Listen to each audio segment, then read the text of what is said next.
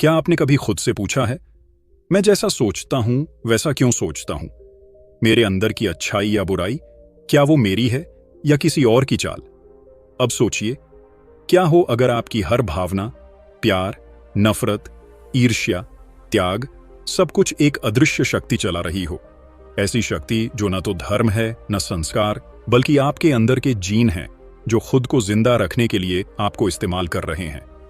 Richard Dawkins की the selfish gene एक ऐसी किताब है जो हमें यह बताती है कि हम इंसान असल में हैं क्या, सोचने वाली आत्माएं या जीन की बनाई हुई सर्वाइवल मशीन्स। अगर आप जानना चाहते हैं कि आपकी सोच, आपका व्यवहार और आपका प्यार कहीं आपके ही अंदर छुपे सेल्फिश जीन का हिस्सा तो नहीं, तो इस वीडियो को अंत तक जरूर देखिए। चलिए शुरू करते हैं, एक ऐसी यात्रा जो आपको अंदर से हिला सकती है। 1. जीन क्या है? जीन हमारे शरीर की सबसे छोटी सूचना इकाई होती है। जैसे कंप्यूटर में प्रोग्राम चलाने के लिए कोड होता है, वैसे ही हमारे शरीर को बनाने और चलाने का कोड जीन में होता है। हर जीन डीएनए का एक छोटा सा हिस्सा होता है। डीएनए एक लंबी रस्सी जैसी संरचना है जिसमें लाखों करोड़ों जीन जुड़े हुए होते हैं। यही जीन तय करते हैं कि आपके बाल किस रंग के होंगे, आपकी आंखें कैसी दिखेंगी, आपकी लंबाई क्या होगी और आपका शरीर कैसे काम करेगा। जीन हमें माता पिता से मिलते हैं, आधे जीन मां से और आधे पिता से। आपके शरीर के हर सेल में यही जीन होते हैं। हर बार जब शरीर की नई कोशिकाएं बनती हैं या अगली पीढ़ी आती है, तब ये जीन कॉपी होते रहते हैं। रिचर्ड डॉकिंस कहते हैं, हम असल में अपने जीन को आगे बढ़ाने का माध्यम है। मतलब जीन खुद को आगे पहुंचाने के लिए हमें बनाते हैं, चलाते हैं और हमारी गतिविधियों को प्रभावित करते हैं।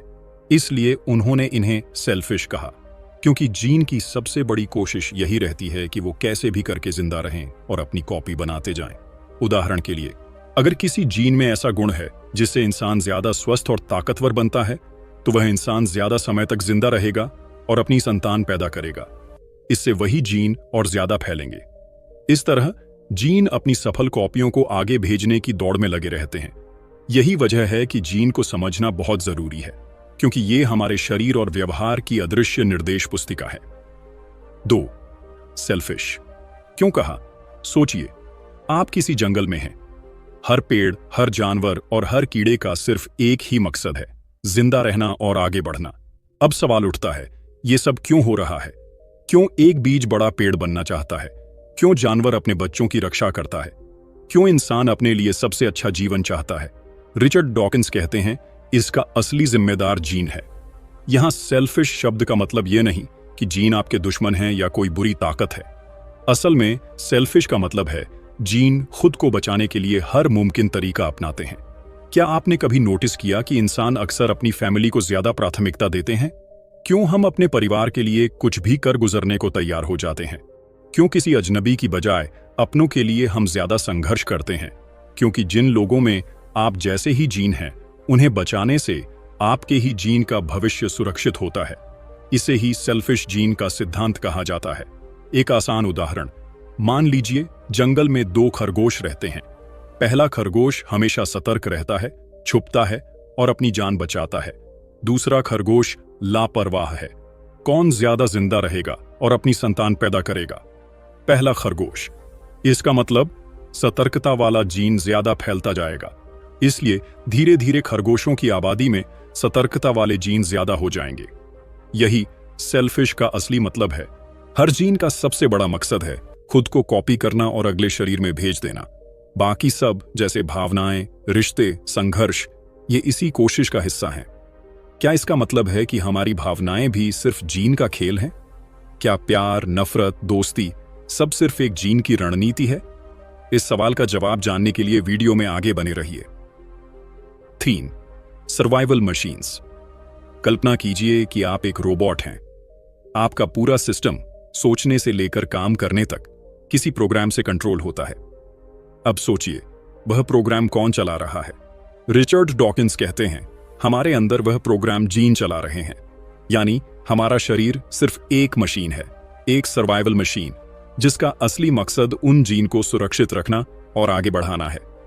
इसे ऐसे समझिए, मान लीजिए एक कछुआ पैदा होता है। उसके डीएनए में हजारों लाखों जीन होते हैं। जैसे ही वह बड़ा होता है, उसके शरीर में ऐसे स्वभाव बनने लगते हैं जैसे शिकार से बचना, खाना ढूंढना, अंडे देना। ये सब कुछ यूं ही नहीं हो रहा। ये सब जीन की रणनीति है कि उनका वाहन, व्हीकल यानी कछुए का शरीर जिंदा रहे। इंसानों के लिए उदाहरण, हमारे डर, लालच, प्यार, गुस्सा सब हमारी जीन की प्रोग्रामिंग का हिस्सा है। डर हमें खतरे से बचाता है, प्यार हमें एक परिवार बनाने के लिए प्रेरित करता है, गुस्सा हमें दूसरों से मुकाबला करने में ताकत देता है। इन सब का अंतिम उद्देश्य है जीन की सुरक्षा और कॉपी। क्या इसका मतलब यह हुआ कि हमारी आत्मा, स्वतंत्र इच्छा या पसंद भी बस एक जीन की चाल है? क्या हम असल में खुद के मालिक हैं या सिर्फ अपने जीन की कठपुतली? डॉकिंस का तर्क यही है। हमारी सर्वाइवल मशीन इतनी जटिल है कि हमें लगता है हम आजाद हैं, लेकिन असल में हमारे सारे व्यवहार और फैसले कहीं ना कहीं उसी अदृश्य प्रोग्राम से निकलते हैं। एक और उदाहरण, अगर कोई जानवर अपने बच्चों के लिए अपनी जान खतरे में डालता है तो यह भी एक सर्वाइवल स्ट्रैटेजी है, क्योंकि बच्चों में उसके जीन होते हैं। उनको बचाने का मतलब अपनी ही जीन को भविष्य में भेजना। यानी हमारा शरीर एक स्मार्ट मशीन है, मशीन का मकसद जीन की सेवा करना। 4. एल्ट्रुइज्म का रहस्य। सोचिए, एक हिरण का बच्चा शिकारी के सामने फंस जाता है, तभी उसकी मां अपनी जान की परवाह किए बिना दौड़कर बच्चे को बचाने जाती है। क्यों? क्या मां हिरण को पता है कि उसे अपने जीन की रक्षा करनी है? नहीं। लेकिन डॉकिंस कहते हैं उसका यह साहसिक व्यवहार भी उसके जीन का हिस्सा है। अल्ट्रुइज्म क्या है? अल्ट्रुइज्म यानी निस्वार्थ मदद करना। ऐसा काम जिसमें आप अपनी सुरक्षा या फायदों की परवाह किए बिना किसी और की मदद करते हैं। इंसान और जानवर दोनों में यह व्यवहार खूब मिलता है। लेकिन सवाल उठता है, अगर जीन सेल्फिश हैं तो वे हमें दूसरों की मदद क्यों करने को कहते हैं? इसका जवाब है किन सिलेक्शन। किन सिलेक्शन का मतलब, हम अक्सर उन्हीं की मदद करते हैं जो हमारे अपने रिश्तेदार होते हैं। क्यों? क्योंकि रिश्तेदारों में हमारे जैसे ही जीन होते हैं। जब आप भाई बहन, बच्चों या माता पिता की रक्षा करते हैं तो असल में आप अपने ही जीन के कॉपी को बचा रहे होते हैं। एक आसान उदाहरण, अगर आपकी बहन मुश्किल में है तो आपके मन में उसकी मदद करने की प्राकृतिक इच्छा पैदा होती है, क्योंकि आपकी बहन में आपके जीन का बड़ा हिस्सा मौजूद है। अगर वह सुरक्षित रहती है तो आपके जीन भी आने वाली पीढ़ियों में फैलने के ज्यादा मौके पाते हैं। इसी को डॉकिंस ने किन सिलेक्शन कहा, यानी अपने जैसे जीन वालों की मदद करना। अब जरा रुक कर सोचिए, जब आप अपने परिवार के लिए सब कुछ कुर्बान करने को तैयार होते हैं तो क्या यह सच में प्यार का जज्बा है या आपके जीन की चालाक रणनीति? क्या हमारी भावनाएं भी जीन का प्रोग्राम है? क्या इंसान का प्यार भी विज्ञान की एक स्क्रिप्ट है? इस सवाल का जवाब जानने के लिए आगे भी वीडियो में बने रहिए।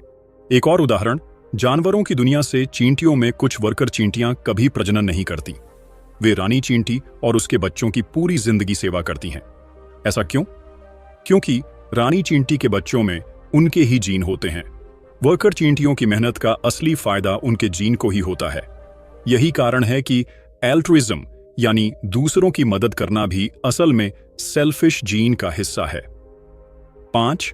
रेप्लिकेटर्स और म्यूटेशंस। आपने कभी कॉपी पेस्ट किया है? जब आप किसी टेक्स्ट को कॉपी करते हैं तो अक्सर वह बिल्कुल वैसा ही चिपकता है। लेकिन सोचिए, अगर हर बार कॉपी करने पर उसमें थोड़ा बहुत फर्क आ जाए, कभी एक शब्द बदल जाए, कभी कोई लाइन जुड़ जाए, कुछ वैसा ही होता है हमारे जीन के साथ। क्या होता है रेप्लिकेटर? रिचर्ड डॉकिंस के अनुसार जीन एक रेप्लिकेटर है, यानी ऐसा तत्व जो खुद को कॉपी कर सकता है।